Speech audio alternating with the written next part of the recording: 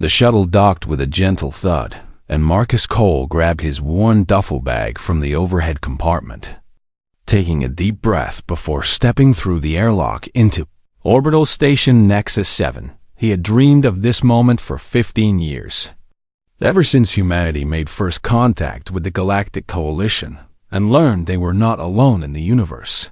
And now here he was, the first human engineer assigned to serve alongside the greatest minds of 12 spacefaring species. The station was massive beyond anything he had imagined, with corridors that stretched for kilometers and technology that made Earth's most advanced systems look like children's toys.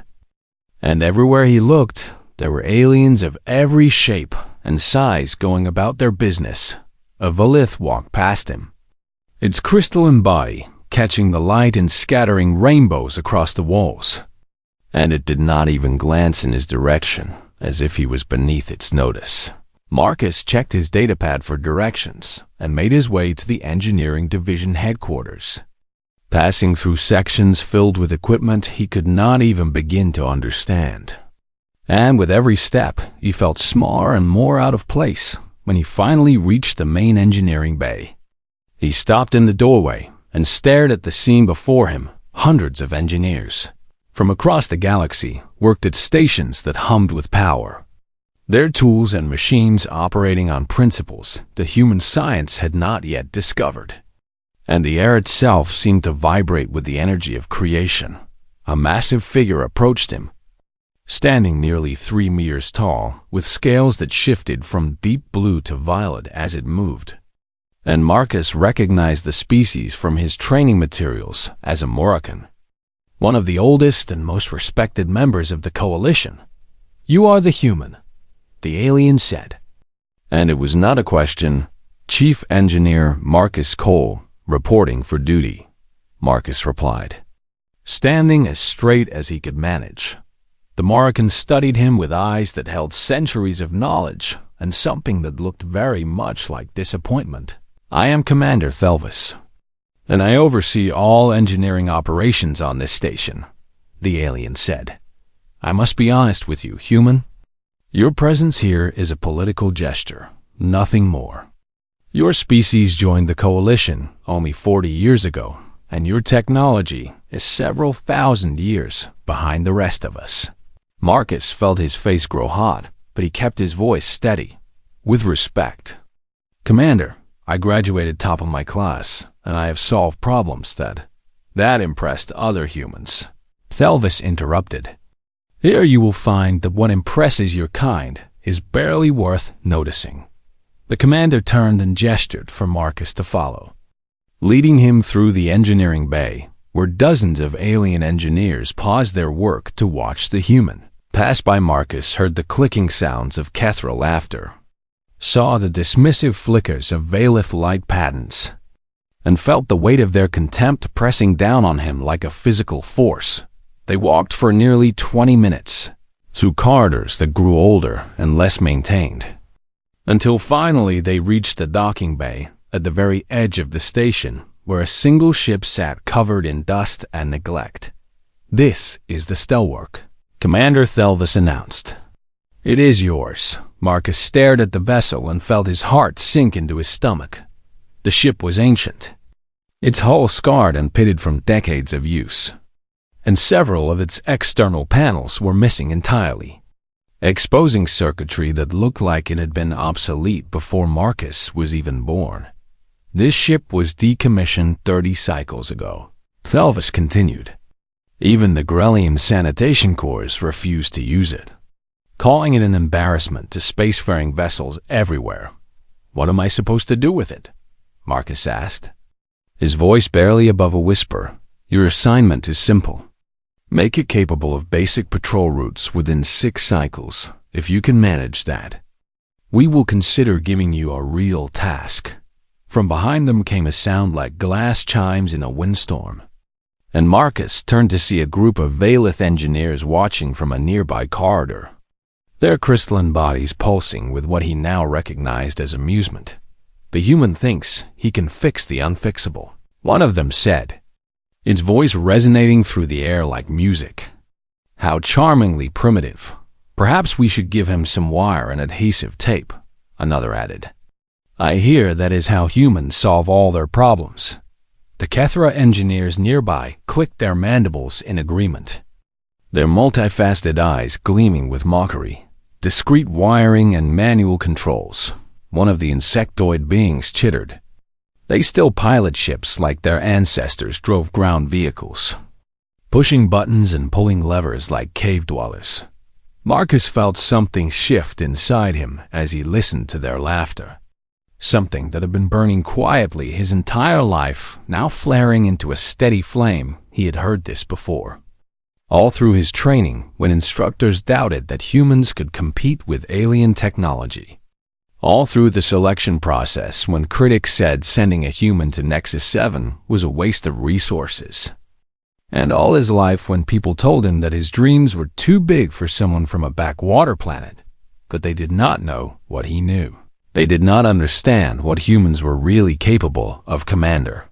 Marcus said, turning back to Thelvis. I accept the assignment. The Morrican scale shifted to a color that suggested surprise. You do not wish to request a different posting. Perhaps something more suited to your limitations. No, Marcus said. And for the first time since arriving on the station, he smiled. This will do just fine. He walked toward the stellwork without looking back, ignoring the renewed laughter from the alien engineers behind him. And when he reached the ship's boarding ramp, he paused and placed his hand on the cold metal. The ship was old and broken and forgotten, just like humanity in the eyes of the galaxy. But Marcus saw something the others could not see, something that had nothing to do with advanced technology or ancient wisdom.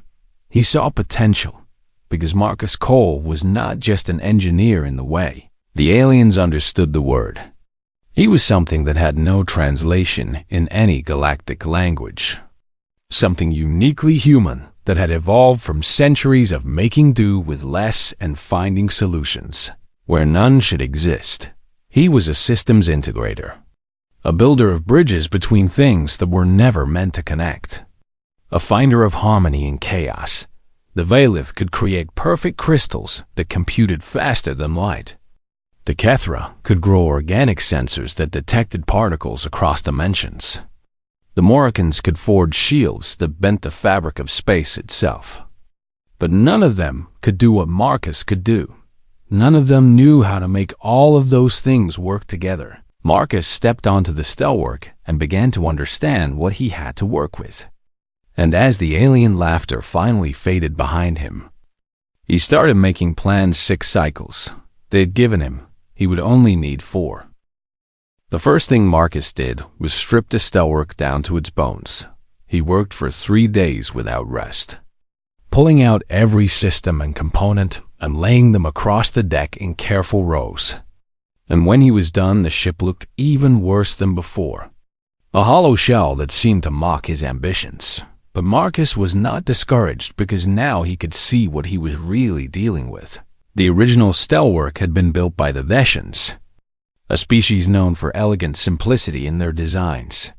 And despite its age, the core framework was solid and well constructed with room for expansion that later engineers had never bothered to use. It was like finding a house with good foundations but terrible furniture. And Marcus knew exactly what to do with good foundations. He began visiting the station supply depots during the night cycle, when most aliens were resting or engaged in their meditation rituals, moving through the massive warehouses like a ghost, searching for treasure. The depots were organized by species, with each section containing components that were considered obsolete or incompatible with current systems. And to the alien engineers, these were nothing more than garbage waiting to be recycled. To Marcus, they were gold. He found a Valith processing shard in the first depot, cracked along one edge but still functional, discarded because the Valith considered anything less than perfect to be worthless. And he tucked it into his bag with a smile. In the second depot, he discovered a crate of Kethra sensor arrays, 3 generations old, and replaced by newer models that were slightly more accurate. and he took as many as he could carry. The third depot yielded Morrican shield harmonics that had been rejected due to frequency fluctuations that the Morricans found aesthetically unpleasing. Never mind that they still functioned at 90% efficiency. Night after night, Marcus collected his treasures, trading favors and credits for things that other species considered worthless, building a stockpile of technology that spanned the entire galaxy. The other engineers began to notice a Kethra named Scrix approached him one evening in the supply corridor, its mandibles clicking with curiosity. "Human, what are you doing with all this broken equipment?" Scrix asked. "None of these components are compatible with each other. They use different power systems and communication protocols and fundamental operating principles." Marcus shrugged and continued loading a cart with discarded Deshan power cells. "That is what everyone keeps telling me," he said. "Because it is true," Scrix insisted. "You cannot make a Valith crystal talk to a Kethra sensor. The base code is completely different. It would be like trying to mix water and fire." "Humans have a saying," Marcus replied. "Where there is a will, there is a way." Scrix made a sound that Marcus had learned to recognize as confusion mixed with pity. "Your species is very strange," the Kethra said. "You seem to believe that determination can overcome the laws of physics."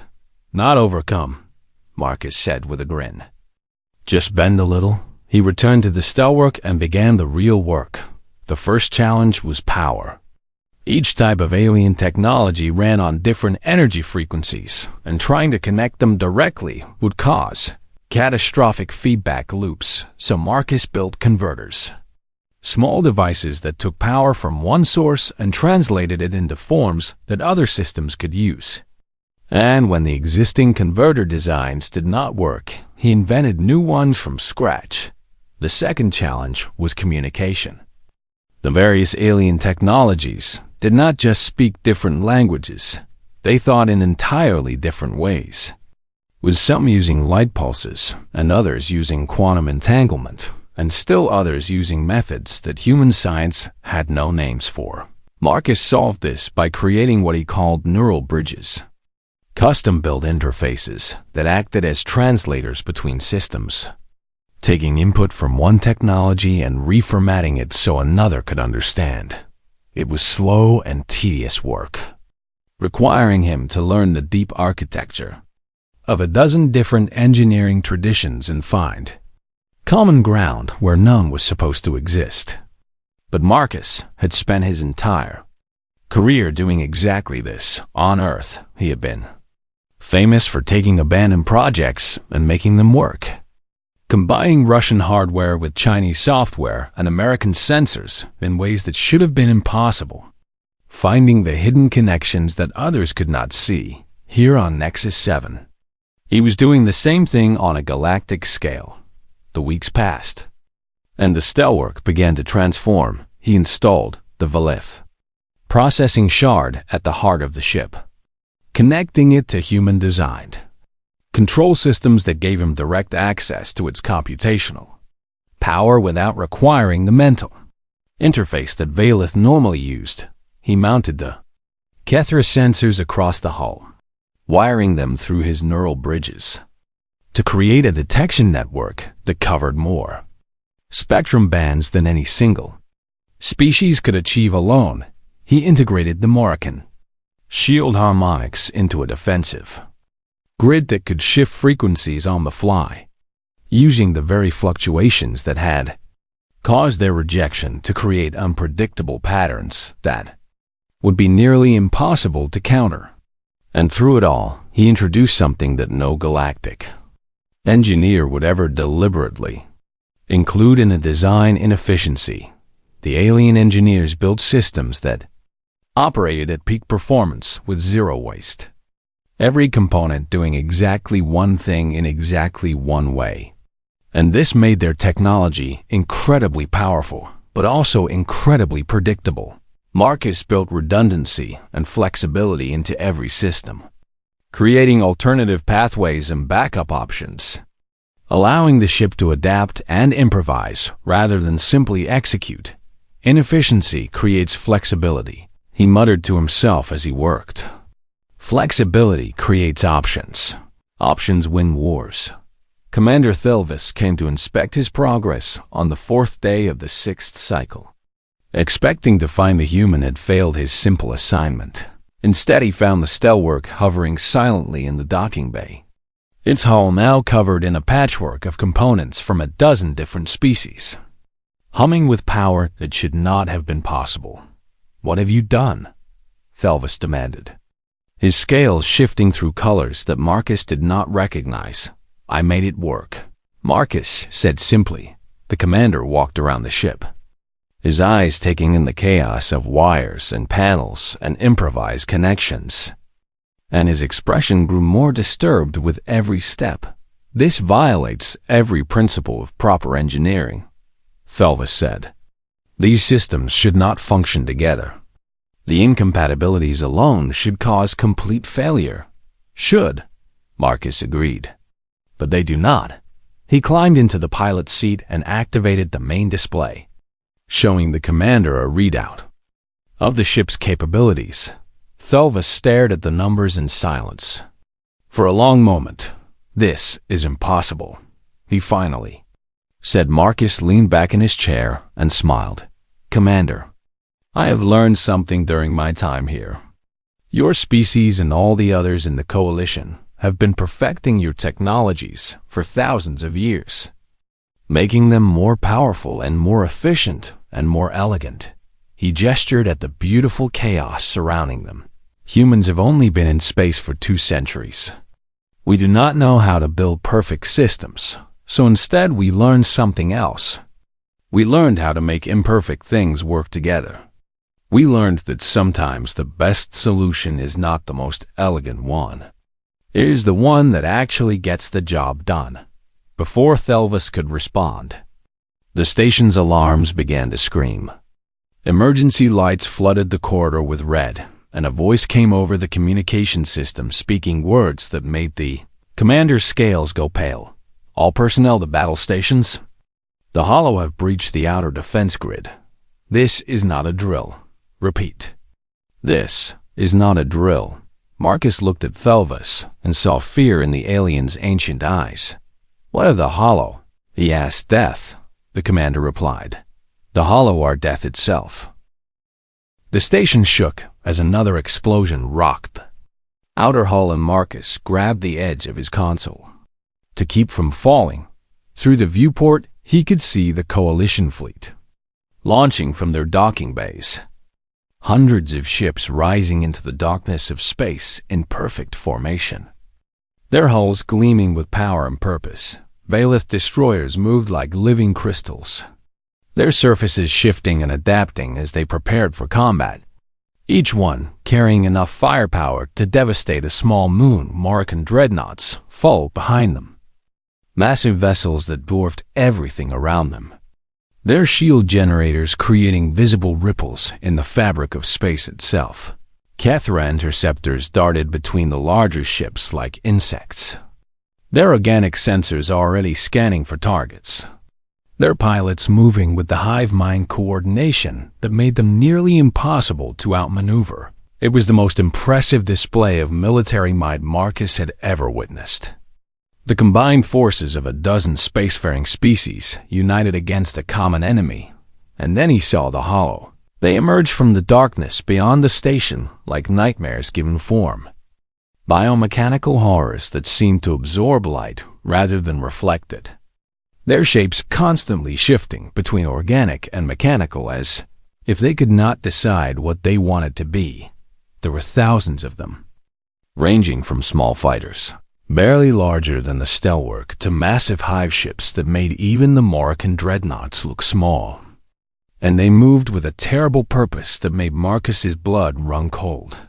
"What are they?" he whispered. Commander Thelvis stood beside him, watching the view screen with eyes that had seen this horror many times before. "The Hollow come from beyond our galaxy," the commander said. "They consume starships and incorporate their technology into themselves, becoming stronger with every vessel they devour. We have been fighting them for 10,000 years, and the best we have managed is a stalemate. 10,000 years, Marcus repeated. Unable to comprehend a war lasting so long, they adapt to everything we throw at them, Thelvis continued. Every weapon, every tactic, every strategy. Give them enough time, and they find a counter. It is like fighting the tide itself. On the view screen, the Coalition fleet engaged the enemy, and Marcus watched the battle unfold with growing horror. The Valith destroyers opened fire first, their crystalline weapons unleashing beams of concentrated light that should have torn through the hollow ships like paper. Instead, the enemy vessels shifted their hulls at the last moment, creating angles that deflected the beams harmlessly into space. And before the destroyers could adjust, the hollow were among them, tearing through their perfect formations with savage efficiency. They know our attack patterns, a Kethra officer shouted from across the command center. They are anticipating our movements before we make them. The Morrican dreadnoughts moved to support their allies, their massive guns firing volleys of plasma that turned space itself into a sea of fire.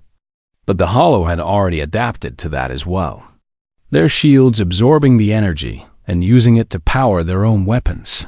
Marcus watched a dreadnought disappear in a bloom of light as a dozen hollow ships tore through its defenses. And he felt something cold settle in his stomach. This is a massacre, he said. Yes, Thelvis agreed, his voice heavy with centuries of grief. It always is. More ships fell, each one crewed by beings who had families and hopes and dreams. And Marcus realized that the Coalition was losing not just a battle, but the war itself. The Hollow were not just adapting anymore. They were predicting. They had studied Coalition tactics for so long that they knew what the fleet would do before the fleet knew it themselves. And suddenly, Marcus understood. Commander, he said, turning to Thelvis. The Hollow win because they learn your patterns, correct? Yes. They analyze our strategies and develop counters over time. But what if there were no patterns to learn? Thelvis looked at him with confusion. Every fleet has patterns. It is the nature of organized combat. Without coordination, you have only chaos. Marcus smiled, and it was not a pleasant smile. Exactly. He ran for the docking bay, ignoring the commander's shouts behind him, dodging through corridors filled with panicking crew members and falling debris until he reached the stellwork. The ship was still humming with power, its patchwork systems glowing with readiness. And Marcus threw himself into the pilot's seat and began the launch sequence. Human, what are you doing? Thelvis demanded over the communication system, requesting permission to engage. Marcus replied as he guided the stellwork out of the docking bay. That ship is not rated for combat. You will be destroyed in seconds. Maybe, Marcus admitted, but I have to try. Those ships out there are dying because the enemy knows exactly what they are going to do. I can give them something the Hollow have never seen before. There was a long pause, and Marcus could hear the sounds of battle through the communication channel. Explosions and screams and the terrible silence of ships dying in the void. Permission granted, Thelvis finally said. Try not to die embarrassingly. Marcus pushed the throttle forward, and the stellwork leaped into the chaos. The ship handled differently than anything he had ever flown before, its mixed systems creating a flight profile that was unpredictable even to him. And he found himself having to constantly adjust and adapt to its quirks. It was like riding a wild animal instead of piloting a machine. And Marcus loved every second of it. He dove into the battle, weaving between the massive Coalition ships and the Hollow attackers. And immediately he saw something that made his heart race. The Hollow were ignoring him. Their tactical systems had analyzed the stellwork and dismissed it as a non-threat, a piece of garbage that posed no danger to their perfect war machine. And they continued focusing on the real ships while Marcus flew right past them. But Marcus was not trying to fight. Not yet.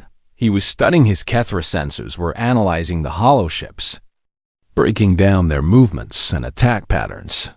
while his Valith processor calculated thousands of possible scenarios based on what he was seeing, and what he saw gave him hope. The Hollow were perfect. Too perfect. They responded to coalition tactics with mathematical precision because they had learned exactly how coalition ships would behave in every situation, but they had never seen anything like the Stelwork. They had never encountered a ship that did not follow any rules. Marcus opened a channel to the coalition fleet. All ships. This is the human vessel Stelwork. I know you do not trust me, and I know you think my ship is a joke, but I need you to listen. He paused, watching another Morrigan dreadnought take heavy damage. The Hollow beat you because they know you. They have memorized every formation, and every tactic, and every strategy you have developed over 10,000 years. You cannot surprise them because you keep doing what they expect. What do you suggest? A Valith captain demanded. That we abandon all coordination and fight like animals. No, Marcus said. I suggest you fight like humans. He transmitted a data package to every ship in the fleet. A collection of programs and protocols that he had developed while rebuilding the Stelwork. I am sending you integration software that will allow your different systems to communicate with each other. Your ships were built to operate independently, perfect in isolation. But I can show you how to be imperfect together. This is madness, the Kethra fleet commander chittered. Our technologies are not compatible. They are now, Marcus replied. Trust me, I know it looks like chaos.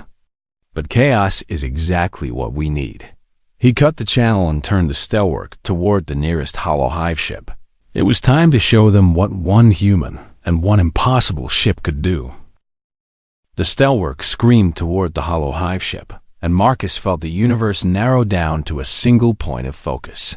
His hands moved across the controls without conscious thought, guided by instincts that had been honed through decades of engineering and problem-solving. And the ship responded like an extension of his own body. The first Hollow fighters turned to intercept him, their biomechanical forms shifting into attack.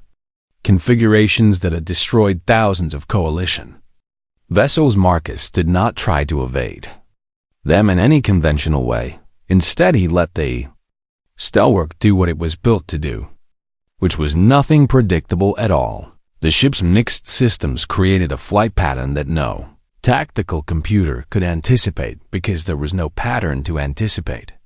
Just a constantly shifting dance of acceleration and deceleration. Rolls and dives and climbs that followed no logic except the logic of survival. The Hollow fighters tried to track him, but their targeting systems kept losing lock. Unable to predict where he would be even a fraction of a second in the future, Marcus fired his weapons. A mismatched collection of salvaged armaments from half a dozen species.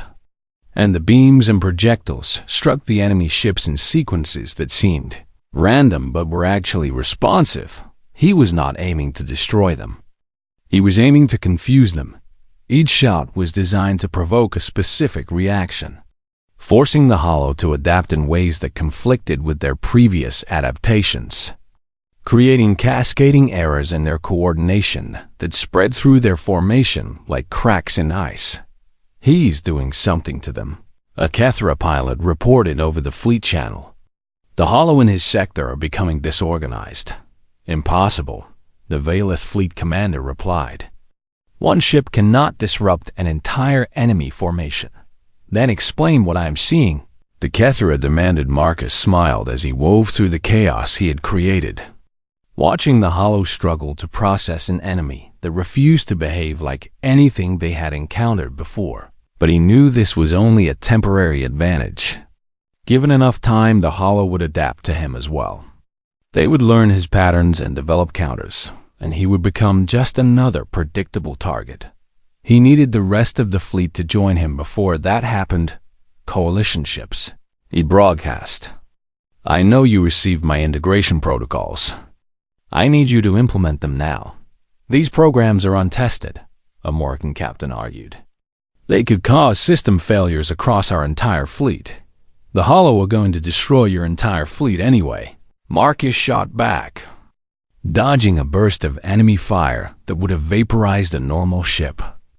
At least this way you have a chance. Silence on the channel, broken only by the sounds of battle and death. Then Commander Thelva spoke, all Coalition vessels. This is Commander Thelvas of Nexus 7.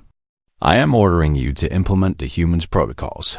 Commander, you do not have authority over fleet operations. The Valeth commander protested. No, Thelvas agreed. But I have been fighting the Hollow longer than anyone else here. I have watched them destroy everything we build and kill everyone I care about. And in all those years, I have never seen anything like what that human is doing.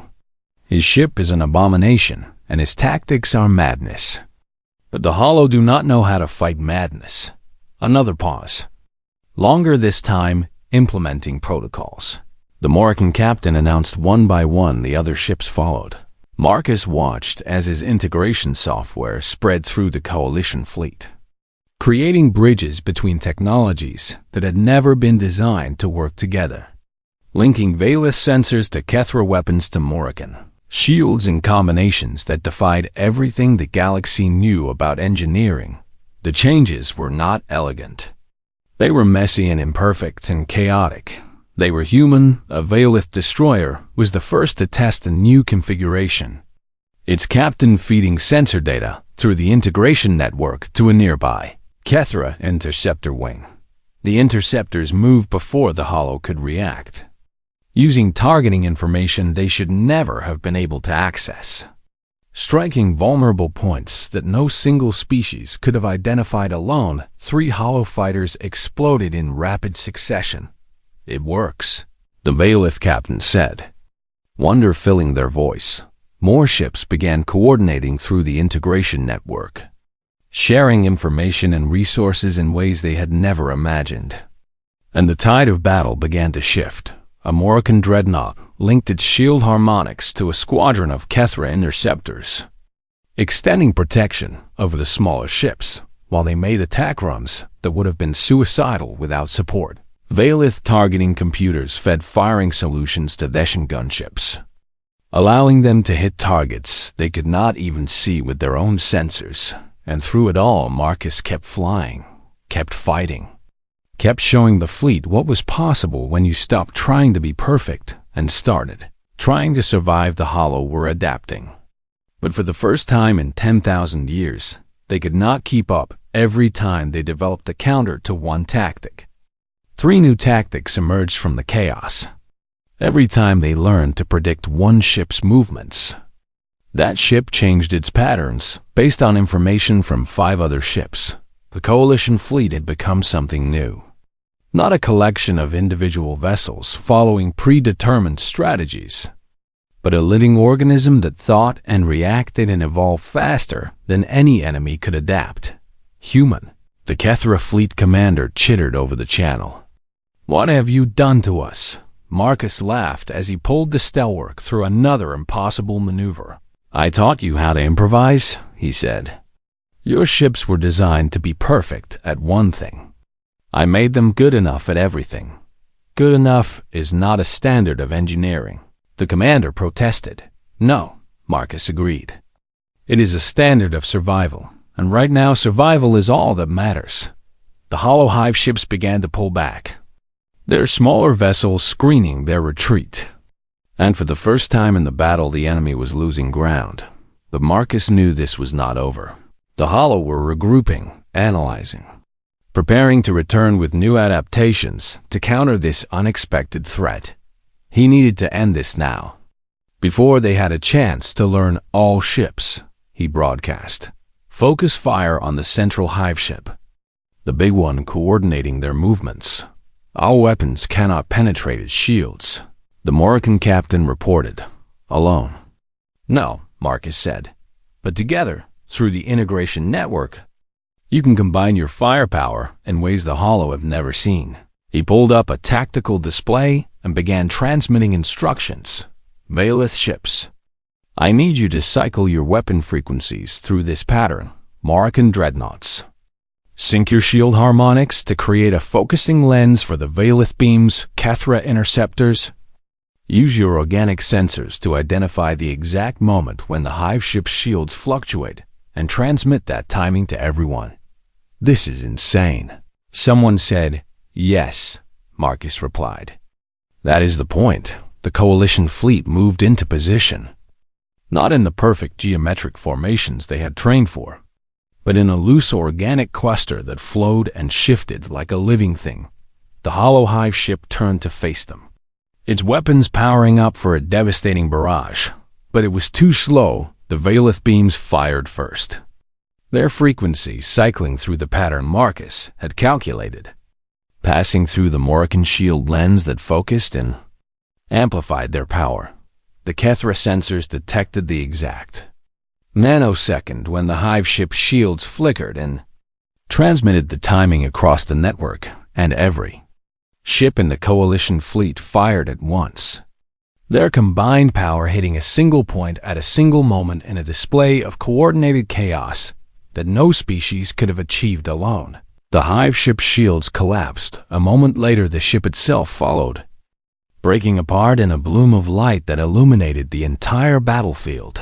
The remaining hollow ships scattered, fleeing into the darkness of space, and the Coalition fleet did not pursue. They had won against all odds. Against 10,000 years of stalemate, they had won, and it had started with one human engineer and one impossible ship. The celebration lasted for 3 days. Every species on Nexus 7 joined together in ways they never had before, sharing food and drink and stories, united by a victory that none of them had believed possible. Marcus tried to avoid the attention, but it was impossible. Everywhere he went, aliens stopped to stare at him, to touch him, to ask him questions about how he had done the impossible. He answered as best he could, but the truth was that he did not fully understand it himself.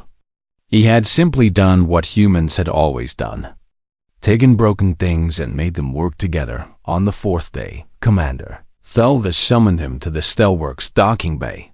The ship still looked like a disaster, its patchwork hull and tangled wiring even more apparent now that the battle damage had been added to its list of imperfections. But it had become something of a holy sight for the station's engineers. Dozens of them surrounded it at any given time, scanning and analyzing and trying to understand how it worked. And failing completely, Thelvis stood at the base of the boarding ramp, his scales shifting through colors that Marcus had learned to recognize as deep respect mixed with lingering confusion. "I have been an engineer for 400 years, the commander said. "I have built ships that could level planets and stations that could house millions. I have solved problems that would break the minds of lesser beings." He paused, looking up at the Steelwork. "And I do not understand this ship at all." Marcus walked up beside him, and they stood together in silence for a moment. "It violates 17 fundamental principles of proper engineering," Thelvis continued. "The power distribution should cause feedback loops. The communication protocol should create endless conflicts. The mixed components should reject each other on a quantum level." 18, Marcus corrected quietly. "I broke another one during the battle when I rerouted the shield harmonics through the sensor array." Thelvis made a sound that might have been a laugh. 18 principles. "And yet it works better than ships built by engineers with 10 times your experience and 100 times your resources. It works because it does not try to be perfect," Marcus said. "Every other ship in the Coalition fleet is designed to do one thing as well as it can possibly be done. And that makes them incredible at that one thing, but vulnerable to anything they did not anticipate." He gestured at the Steelwork. "This ship is not good at anything. It is adequate at everything. And that means it can adapt to whatever situation it finds itself in." Thelvis considered this for a long moment. "The Galactic Council has been in session since the battle ended," he said. "They are trying to understand what happened here and what it means for the future of the Coalition." "And what have they decided?" Marcus asked. "They are terrified," Thelvis replied. "Not of the Hollow, but of you." Marcus blinked in surprise. of me. I am just one engineer. You are one engineer who changed everything we thought we knew about warfare, Thelva said. In a single battle, you accomplished what the combined military forces of 12 species could not achieve in 10,000 years. You showed us that our greatest strength was actually our greatest weakness. He turned to face Marcus directly. The Council has reviewed your integration protocols. They have analyzed the data from every ship that used them, and they have come to a conclusion that troubles them greatly. What conclusion? Marcus asked. That human engineering philosophy is superior to ours. The words hung in the air between them, not human technology. Thelvis clarified, your machines are still primitive compared to ours. But the way you think about systems, the way you connect things that should not be connected, the way you embrace imperfection as a feature rather than a flaw, these things are beyond us. It is not beyond you, Marcus said. It is just different. We evolved on a planet where nothing was easy, where we had to make do with whatever we could find. We learned to adapt because adaptation was the only way to survive. And now you will teach us, Thelva said. The Council has authorized the creation of a new division, the Integration Course. It will study human engineering philosophy and find ways to apply it across the Coalition. He paused. They want you to lead it. Marcus stared at him. Me. I am the least experienced engineer on this station. You are the only engineer who thinks like a human. Thelvis replied. That is worth more than all the experience in the galaxy. Marcus turned back to look at the Stellwork, the impossible ship that had changed everything. And he thought about what this meant. For 40 years, humanity had been treated as a junior member of the Coalition. Tolerated but not respected, included but not valued. And now the galaxy was asking a human to teach them something they could not learn on their own. What happens when the Hollow return? Marcus asked. They will adapt to our new tactics eventually. Yes, Thelvis agreed. They always do. Then we will need to keep changing, Marcus said. Keep adapting. Keep finding new ways to surprise them. Can humans do that? Thelvis asked. Marcus smiled. Commander, humans have been surprising ourselves for our entire history. We went from caves to stars in the blink of a cosmic eye. We invented things we did not believe were possible, and then improved on them before we fully understood how they worked. We are not the strongest species, or the smartest, or the most advanced, but we are the most stubborn. He looked up at the stars visible through the station's viewport. The Hollow have been fighting the Coalition for 10,000 years, and they have learned how to predict you. But they have never fought humans before. They do not know what we are capable of. His smile widened. Honestly, neither do we. And that is the greatest advantage we have. In the years that followed, historians would mark the Battle of Nexus 7 as the moment when galactic warfare changed forever. Not because of a weapon or a technology, but because of an idea. The integration cores spread across the Coalition, teaching engineers from every species how to think in new ways, how to embrace flexibility over perfection, how to find strength in the connections between things rather than the things themselves. The Hollow returned again and again, and each time they were pushed back by a Coalition that no longer fought the same war twice. And in the classified reports that reached the highest levels of galactic governance, a new designation appeared beside humanity's profile: threat assessment, ally, critical asset engineering philosophy, chaotic integration, strategic value, incalculable recommendation. Never give them a reason to fight against us. Marcus Cole eventually returned to Earth after 20 years of service. He took a teaching position at the Academy of Engineering and spent his remaining years training the next generation of human engineers. His students went on to serve across the galaxy, bringing human philosophy to every corner of the Coalition. And they carried with them the lessons their teacher had learned on a station far from home. His first lesson was always the same. Spoken in a classroom full of young faces hungry to follow in his footsteps. "The galaxy builds monuments," he would say. "Perfect structures designed to last forever. But monuments cannot adapt. They cannot change. They can only stand still and wait for something to knock them down." He would pause, letting the words sink in. "Humans do not build monuments. We build solutions. We find problems, and we fix them with whatever we have on hand. And when our solutions break, we build new ones. That is what makes us different. That is what makes us valuable.